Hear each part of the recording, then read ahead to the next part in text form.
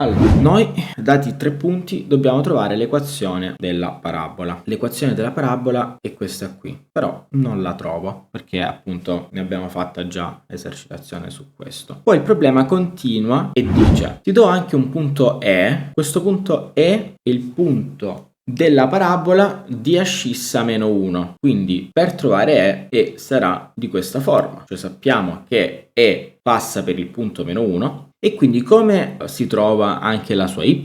Ovviamente sostituendo meno 1 dentro la parabola. Quindi andiamo a trovare il punto E. Il punto E sicuramente ha coordinata meno 1 per quanto riguarda la x, invece dobbiamo sostituire dentro l'equazione della parabola il valore meno 1 per poter trovare la sua y. Quindi abbiamo 2 per meno 1 al quadrato che fa ancora 2 e poi abbiamo meno per meno qui che fa più, quindi più 3. Allora stiamo deducendo che il nostro E è il punto di intersezione meno 1, 5 e quindi abbiamo trovato un risultato parziale. Su questo si basa appunto l'altra richiesta, perché dice per E condurre una retta che sarà parallela ai punti A e B e poi chiede di trovare le intersezioni tra questa retta e la parabola. Però adesso l'obiettivo è quello di trovare quindi una retta che passa per il punto E che ci siamo calcolati e deve essere anche parallela ad A e B. Allora diciamo che in generale quando io voglio trovare l'equazione di una retta y uguale mx più q è sempre diciamo la formula da seguire. Ora procediamo per passi, step by step. Prima mi interesserebbe trovare appunto questo m, che è il coefficiente angolare della retta. La formula per trovare m in questo caso è data appunto da m di a e b, che a noi interessano quei due punti, uguale y di b meno y di a su x di b meno x di a. Quindi a questo punto dovrò fare la differenza delle y, quindi 20 meno 1, quindi nel nostro caso è 20 meno 1, tutto fratto la differenza delle x che è appunto 4 meno 1. Ovviamente qui è dunque 21 fratto 3 che ci dà il risultato pulito 7. Quindi siamo riusciti a trovarci questo 7 che è il coefficiente angolare della nostra retta. Quindi possiamo già riscrivere a questo punto questa equazione come 7x più q. Adesso noi vogliamo determinare anche la nostra q, quindi questa è l'ultima incognita per poter determinare la nostra retta. Come facciamo? Ovviamente andiamo a sfruttare adesso il punto E. Quindi unisco queste due informazioni e dico che questa retta passa per il punto E. Quindi questo vuol dire che la sua y vale 5, quindi si tratta di riprendere l'equazione y uguale a 7x più questa q. Sostituisco adesso il punto E, quindi ottengo 5 uguale a 7 che moltiplica meno 1 più q. Porto il 7 dall'altra parte. Portando il 7 dall'altra parte, ovviamente, essendoci quel meno 1, vuol dire che è meno 7, cambia il suo segno e quindi ho praticamente 7 più 5 uguale a q. Di conseguenza ho scoperto che q è uguale a 12. A questo punto posso di nuovo riscrivere la mia retta perché l'ho finalmente determinata 7x più 12. Quindi il risultato di questa retta è y uguale a 7x più 12. Tuttavia questo non è presente nel risultato ancora, perché non è ancora la risposta al nostro problema. Il nostro problema chiedeva di calcolare appunto l'equazione e poi di trovare questa retta che passa per il punto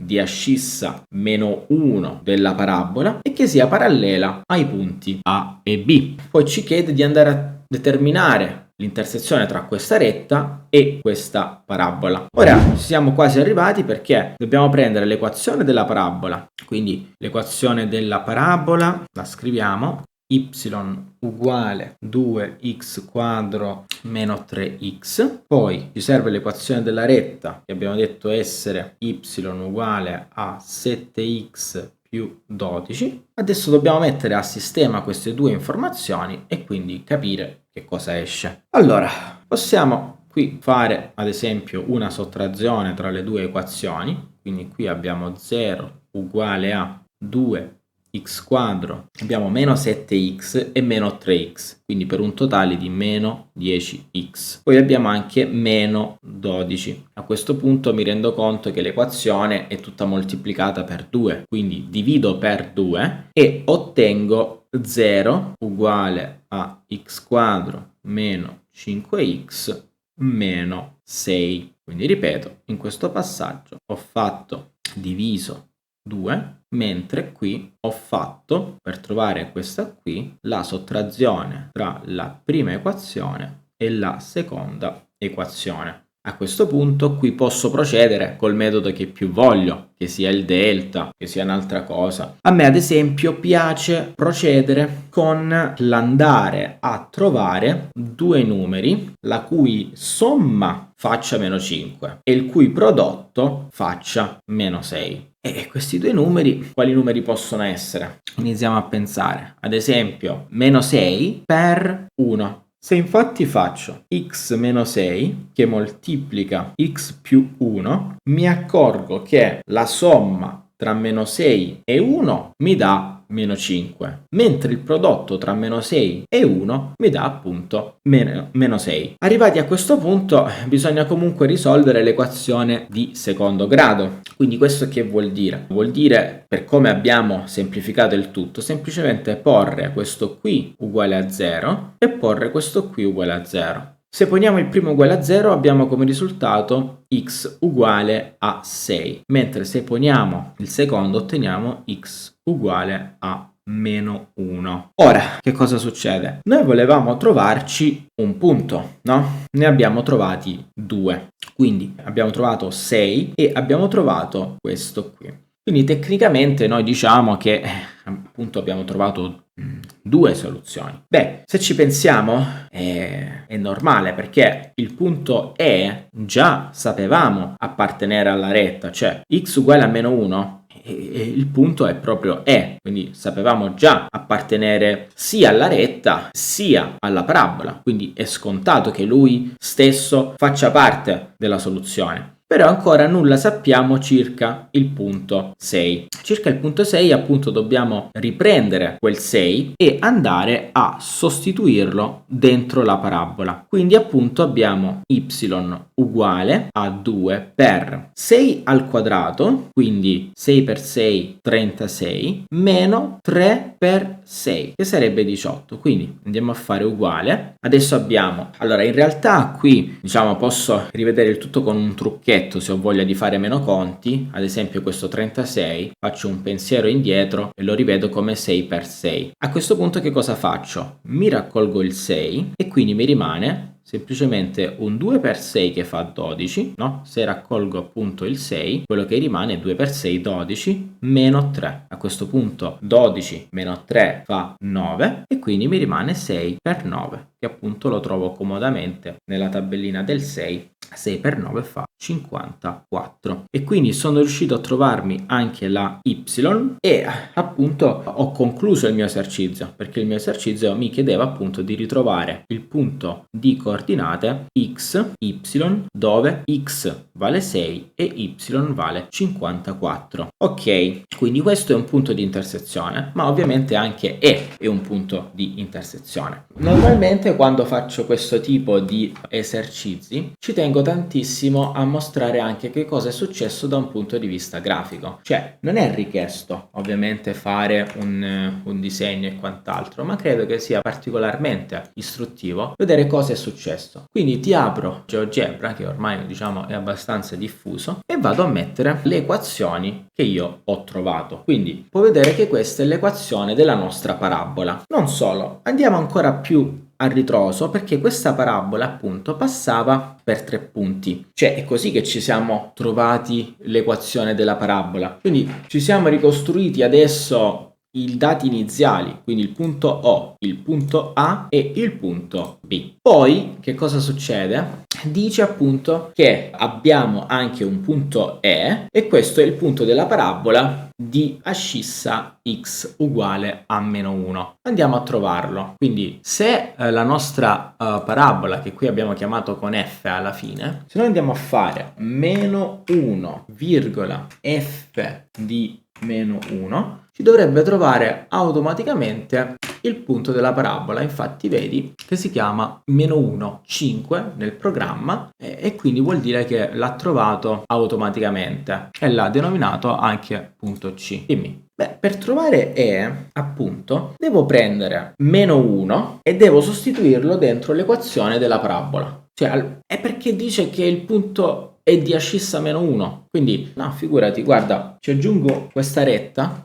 Questa retta è l'equazione, lo spiego diversamente perché può avere una spiegazione equivalente. Cioè, che vuol dire andare a sostituire? Quindi la domanda è: come trovo il punto E? Per trovare il punto E, la risposta è prendere meno 1 e sostituirlo dentro l'equazione della parabola. Questa sostituzione ha anche un significato geometrico, vuol dire prendimi la retta x uguale a meno 1, questa qui in rosso, e varmela ad intersecare con la parabola. Quindi appunto facendo questa intersezione, che a livello analitico a carta e penna corrisponde ad una mera sostituzione, cioè prendo il punto meno 1 e lo sostituisco dentro l'equazione della parabola, a livello geometrico ha questo aspetto più evidente. Cioè prendo la retta x uguale a meno 1 e la interseco con la parabola. Ottengo proprio il punto di coordinate meno 1, 5. E quindi arrivati a questo punto siamo arrivati dunque a trovare questo punto C, che in realtà appunto non è C, ma appunto lo dobbiamo andare a rinominare E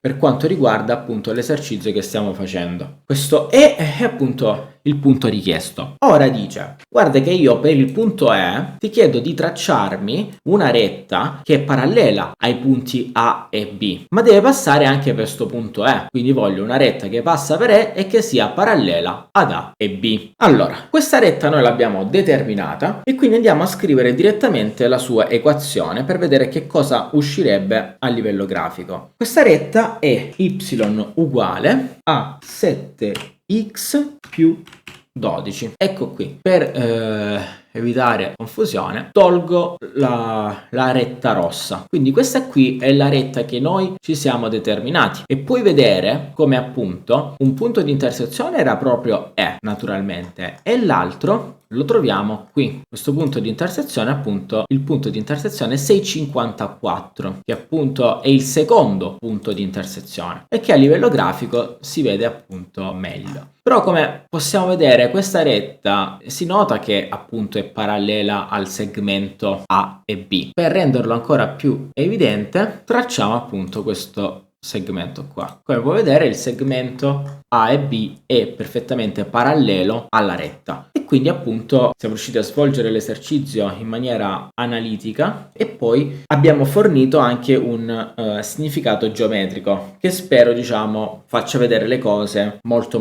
meglio, perché appunto il difetto della matematica appunto risiede anche in chi la insegna. Cioè qui l'esercizio finisce quando tu trovi tutte le cose a livello analitico, però secondo me bisogna anche aggiungere che cosa è successo a livello geometrico per comprendere meglio appunto cosa si è fatto durante questo esercizio. Cioè non sono solo equazioni messe lì a caso, hanno tutte un significato geometrico.